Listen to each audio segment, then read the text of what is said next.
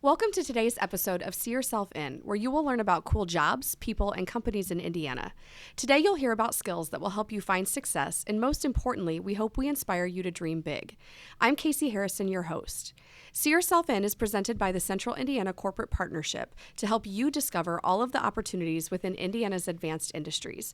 We'll discuss career paths, job training programs, and all of the ways that you can develop and apply those skills to explore these opportunities. Today, we're joined by Nida Ansari, Chief Innovation Officer at 16 Tech Innovation District. Nida manages innovation, the membership experience, and programming for the largest innovation district in Indiana. She's passionate about supporting entrepreneurs as they look to leverage hard tech and innovation to propel not just themselves, but also their industries forward. Get to know Nida in today's episode. Nida, welcome to See Yourself In. Thanks for having me. Yeah, we're excited for you to be here. We like to start every episode by helping people understand how our guest got to Indiana. So tell us, are you from here? If not, how did you get here? I'm not from here. I've been here about 3.5 years. I moved here from Atlanta, but Atlanta's not where I started. I've lived in 7 cities in the U.S. I'm originally from Pakistan. What brought me here was a job.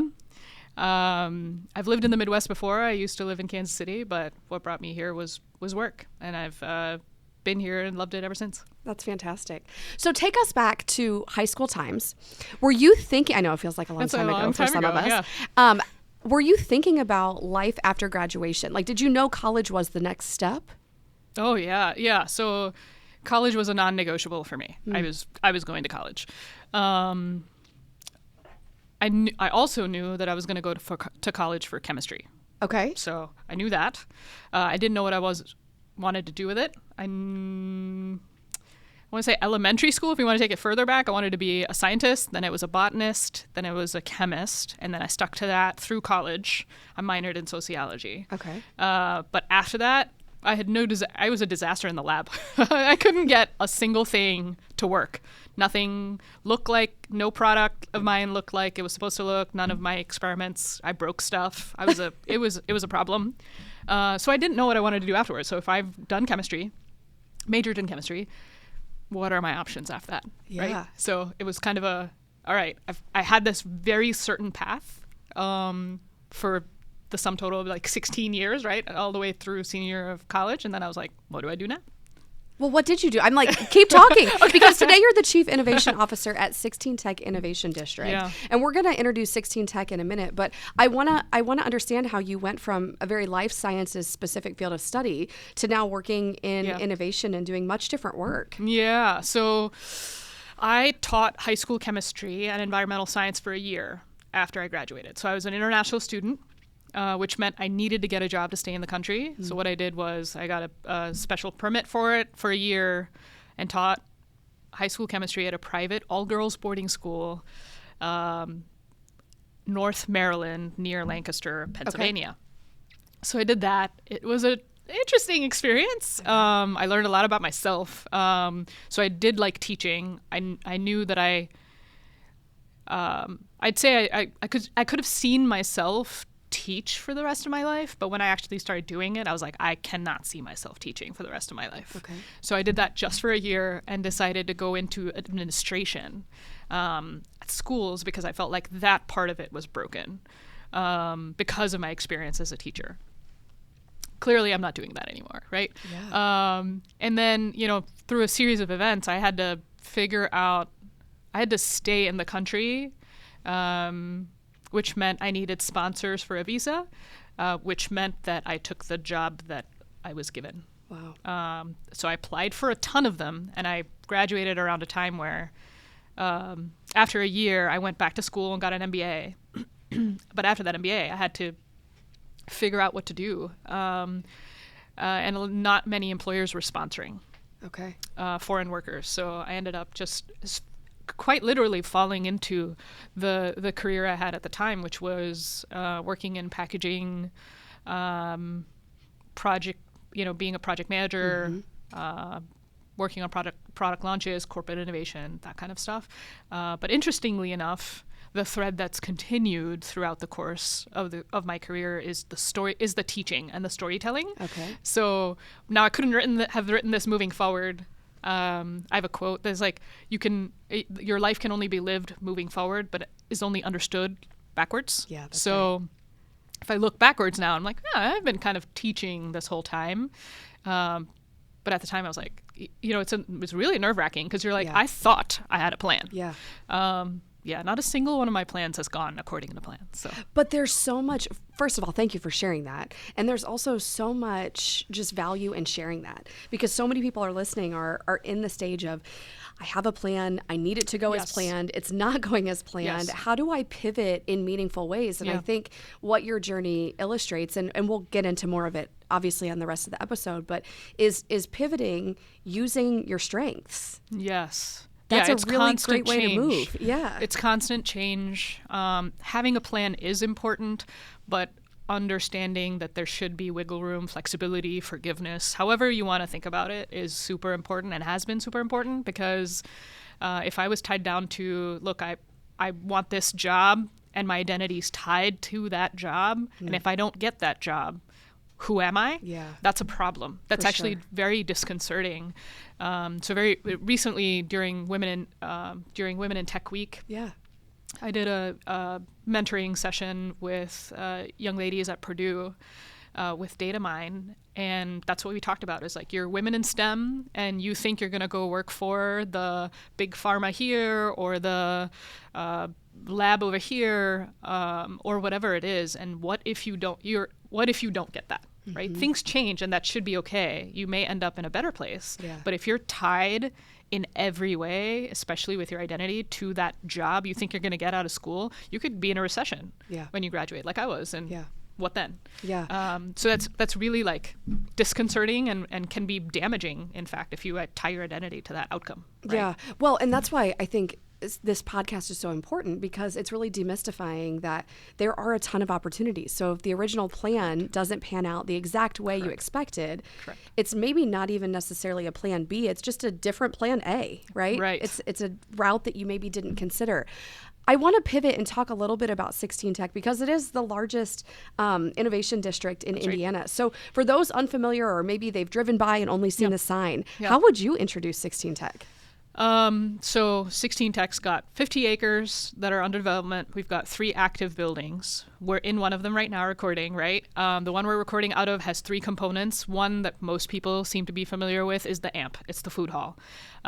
We've got a ton of delicious food. A lot of the vendors in there are food entrepreneurs, which means that they are owners of 1 or 2 locations of that restaurant and are still figuring out how to scale, how to serve customers, et cetera, et cetera. A large number of them are women, minority-owned restaurants, veteran-owned restaurants, so that's kind of cool. The second part of the building is the coworking space, where we have tens of thousands of square feet of coworking, ranging from hot desks, which an individual can come in, sit wherever they want, all the way up to 20 to 40 person studios. So the idea is that as an entrepreneur, as you grow your business, you can grow with us here without having to move. Yeah. And so consider it kind of like an incubation kind of space, right? And then the third spot is Machine, which is our co-working space, or our makerspace, which is where we have a number of different kinds of equipment. So if you become a member at Machine, you get to come in, you get trained, you get one-on-one sessions, you can join classes, you can learn how to prototype stuff. So it's the place to build your prototypes in Central Indiana. Those are the 3 components of the building that we're in. Now, more broadly, when you look at the district, we've got plans to add lab spaces. We already have a lab space with IBRI. We've got a manufacturing collaboration center with EMC Squared. So as you see that vision develop, this could be, and this will be, a really cool space in the next 5, 10, 15 years, where even next year we'll be putting up 300 residence units right behind the building we're in. That's incredible. This makes it a fourth economy kind of space. So what that means is you can live here, you can learn here, you can work here, and you can play here. So I think that's a really unique value proposition for Indiana as a whole, and it actually almost provides a blueprint for other parts of Indiana to kind of emulate.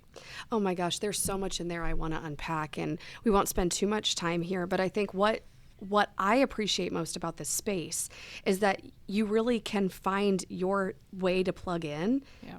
no matter who you are or what right. your interests are. That's right. I mean, as someone who dines at the AMP often can confirm, the food is fantastic, but it's also a great place just to come hang out for a farmer's market on a Saturday morning, or to come out for a vintage market, or they've had various things during Hispanic Heritage Month I was out here for. Right. So I love how that space is activated, but I can also say as an entrepreneur, the value of co-working spaces is just not talked about enough. And I'm wondering if maybe you can talk a little bit about what it means to be in a co-working space and what you have access to as a member. Yeah. So, when you think about co-working, you and I are entrepreneurs, right? Yeah. Or entrepreneurial. I want to be there are days when I don't want to just work from home. There's value to being a part of a fabric, right? Which is, look, I can be at a hot desk today, and then I see someone working across the way from me, and they could be a wraparound service, they could be an accountant, they could be a finance person, they could be a lawyer. You could go down the hallway and talk to somebody else that's building something like what you're building, or just built what you're trying to build. So if you can provide, or you can find mentorship here, you can find peers here, you can find services here. So it makes it a really cool environment and an ecosystem and a community really to be a part of. The way we try to foster that community and that engagement between our members in this building is a number of ways, right? You can come, you show up, you participate in our lunch and learns, you participate in our events. We've got a Coffee and Connect coming on Friday or on Thursday, December 5th, depending on when this airs. This probably is irrelevant, but we have Coffee and Connects on a regular basis. And then we have a platform called Circle that we encourage people and members to engage. So if you're not here every day, that's okay. If you're here once or twice a week or a few times a month, that's totally fine. But that makes you a part of this community in a way that you're probably not going to get working from home. Well, and so if we have people listening, we have young people listening, we have people who are in the middle of their career wanting to make a change, how would you recommend they start plugging into 16 Tech's, whether it's the co-working space or machine, or, I mean, obviously come to the AMP and eat, but where should they get started? Yeah, that's this is what I call a choose your own adventure, right? So when you show up, you pick the adventure based on who you are and where you are. So if you think that you're a young person and may not have the time to come here and work, but you do have the time to engage here with events, I would encourage you to subscribe to our events calendar. I would encourage you to subscribe, in fact, to the TechPoint events calendar. That includes a lot of the stuff that we do. And then show up for those. That's evenings, afternoon, lunches. Beyond that, if you're looking for a place to truly be a part of the community and work and get access to the amenities here, which include, by the way, this media lab, we're putting forward a space that'll be a great place to facilitate workshops and brainstorms. That'll be available in Q1. We've got spaces to do small events. You can host board meetings here. So if you're trying to really get your business going in a way that's, quite frankly, affordable for an early stage company, this is the place to start. So if you're looking, definitely reach out. We have an email address, info@16tech.com. You can go to our website. You could put in an inquiry, come and take a tour. I think this is a very understated space. A lot of people I talk to don't know that the co-working space exists back here. So at least come and walk through it. Yeah. It's a very unusual space. The fact that you can go from being a solo entrepreneur to a 2-person office to a 20-person studio and then host conferences and small events all in the same place and get a mailing address while you're at it is highly unusual. Well, and highly beneficial if you're looking for those resources. That's right. Yeah, it's incredible the work out here at 16 Tech. We love recording here. Yeah, and I'd be remiss if I didn't mention the machine part. So if you're a person that we get a lot of members who they have a desire to prototype and build stuff, but your spouse or your partner or your budget won't allow you to buy all these tools, laser cutters and wood, lathes and all these 3D things. 3D printers. And put them in your garage. But what you can do for $50 a month is get a membership at Machine and come in and get trained on all this equipment that, is quite phenomenal. And you can churn out onesie twosie things. You can churn out. We've had people build game boards, arcade boxes, all the way up to 700-pound drones. So it's again, like I said, choose your own adventure. You can be a hobbyist, you can be a maker, you could be an artist. We have plenty of artists here, or you can be somebody that's trying to build a truly scaled startup and is just prototyping. Wow. Choose your own adventure is the perfect way to explain that. I want to talk just briefly about Manufacturing Day. I know we were on the back end of that. It just happened, but it'll be back in 2025. Correct. Can you tell us briefly just what the event is and how to stay tuned for more information? Yeah. So I really nerd out on on what I call hard tech, or what we call in the ecosystem called hard tech, or advanced manufacturing. October is Global Manufacturing Month. And what that means is that our ecosystem broadly in Indiana starts to celebrate manufacturing hard tech of all kinds. So what we did at 16 Tech and our team with workforce development, Tracy Jackson and Manisha Cole, put together this phenomenal 4-day series for young people to come in and talk to people that have talk to a panel of folks that have worked in manufacturing, and give them an idea of what aspiring to work in manufacturing looks like, because it's not what it used to be. Not at all. Now everything's connected. You can build in AI. You're working with robots and cobots. It's really cool. I think, again, I nerd out on this, but I think to work in manufacturing, because I did it for a dozen years, right? Sure. So I don't know if people say that normally, a dozen years, but it's a We're here decade, for just it. over a Yeah. decade. But anyway, so we put 4 days together. We had approximately 120-ish students come through in cohorts of 30 to 40 at a time. And we had a panel of folks like Dr. Alicia McCoy, Ryan Henderson, and a number of other really great folks from the ecosystem to talk to them about what it's like. What is it like, when you don't know what's out there as a young person, and Indiana is really one of our strengths is manufacturing and hard tech. If you don't know what's out there and that it really is kind of cool to work in hard tech, you're not going to aspire to it.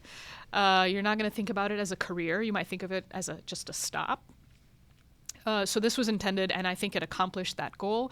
The students also got to build their own little kits, cool. and they also got to spend some time in machine touring, showing Paul Williams, our senior operations manager, got a chance to kind of show how the equipment runs, what you can build with it. He had sample little prototypes for them. You can be like I said, you can be an artist, you can be a maker. We had a number of really smart kids come through, and I hope that event kind of provided some kind of aspirational, so they don't have to end up in manufacturing or hard tech, but I think getting them thinking around, hey, I could be, right? Just I could be that, which was the slogan for the event, was really kind of cool. So for 2025, moving into it, so Global Manufacturing Month happens every year.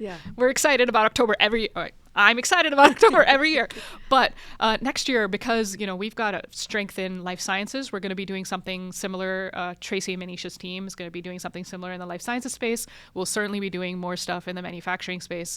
I'd love to do something that's more hard tech summit, like all the cool things that are made in Indiana, and getting the ecosystem and young people to appreciate the stuff that they use every day that's made here. I think that was the thing that became relatable, because I've worked in industries where still yet today, I worked there like a decade ago, still yet today I could walk through Walmart and see my product on shelf. In fact, I walked through Target the other day and I was like, ooh, I worked on this project like 8 years ago and it's now on shelf, and it's really gratifying to see. And so when you kind of lay that relatable kind of story out for those folks, for those kids, they kind of see that, oh, that actually could be really cool. And the fun facts, like, did you know that Coca-Cola cans are made at over 600 cans a minute? Like, that's when you kind of see them go, oh, that's really cool. Yeah. Well, and the last time I walked into Machine, I ran into a colleague from IU Health, and they were 3D printing some bones and organs for practice ahead of big surgeries and things. Right. So, I mean, the impact of that space and the opportunity, not only for entrepreneurs and future leaders, but also companies for the community they serve. Yeah, to leverage absolutely. that is incredible. Absolutely. Yeah. So we've got a couple of really interesting entities if in Just Machine, right? So we've got a company that's working with amputees on their gait, right? From the orthopedic side of things. You mentioned the IU Health 3D lab. They actually scan patients prior to surgeries and 3D print lower jaws or other parts that are going to be worked on during the surgery so that the surgeon can plan out the surgery in advance. They take less time in surgery. Patient outcomes are better. Patient recovery times are shorter. So when you think about the cascading effect of the work that happens in this building, just from a prototyping standpoint, it's phenomenal. We have another company that started here as a single member, and they've now scaled up to a 2,500 square foot space in EMC squared, and they're building a 700-pound drone. So to serve the ag tech space. So, the stories in this building are actually what make this. It's not the building; it's the stories and the people in the building that make the building the community that we're trying to foster, right? So we've got some really cool entrepreneurs here. Yeah, well, and because it's Indiana, it's not just community and entrepreneurs; it's your neighbors. Oh, and yeah. It's your family, right? 100%. And it's your friends who are doing 100%. This work. So the impact is very real. Yeah. So we're located in the historic Riverside district. And what that means is it's historically underserved district. It's 70+% African American. We've made a concerted effort as the 16 Tech Community Corporation to include our neighbors in all of the work that we do. So in fact, we have a workforce and neighborhood development team. I've probably butchered the name of that department, but that's what they do in no small part. And so as a result of that, we've been able to include a lot of entrepreneurs in the work that we do. We've been able to so that the schools that came in were from historically underserved neighborhood, like the students were from historically underserved neighborhoods.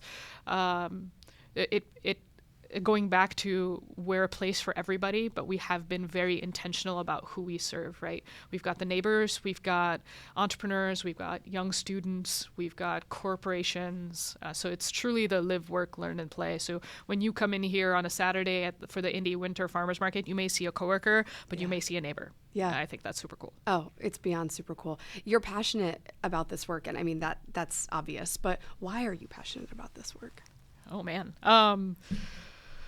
Well, I think I like helping and I like solving problems, both of which are things that I think early stage entrepreneurs desperately need, right? They need help on all fronts, whether it's finding grants or finding the right resource or meeting the right people or hiring the right people.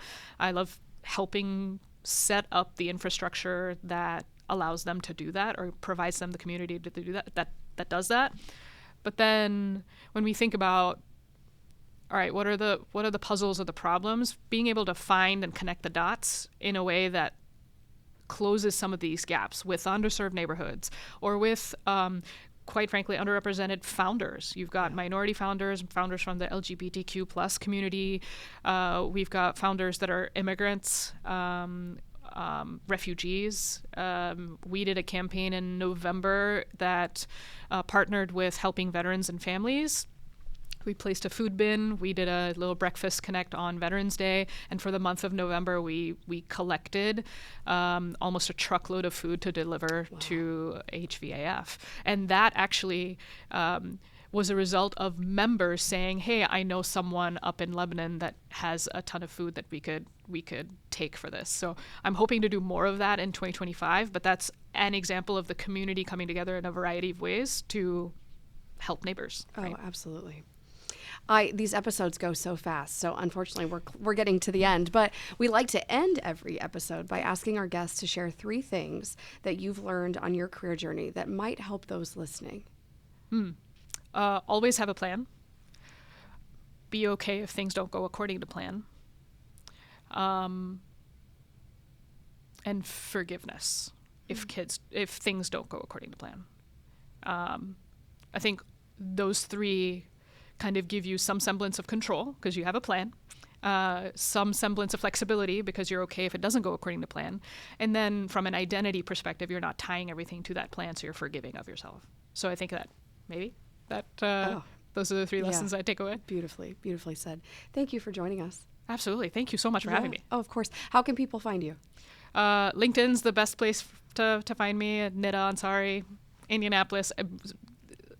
Shockingly easy to find on there, but that's where to start. All right. We're so glad that you were able to join us today to learn about Indiana's advanced industries and how you can start or enhance your career journey. Until next time, we hope that you'll be able to see yourself in the unlimited opportunities in Indiana.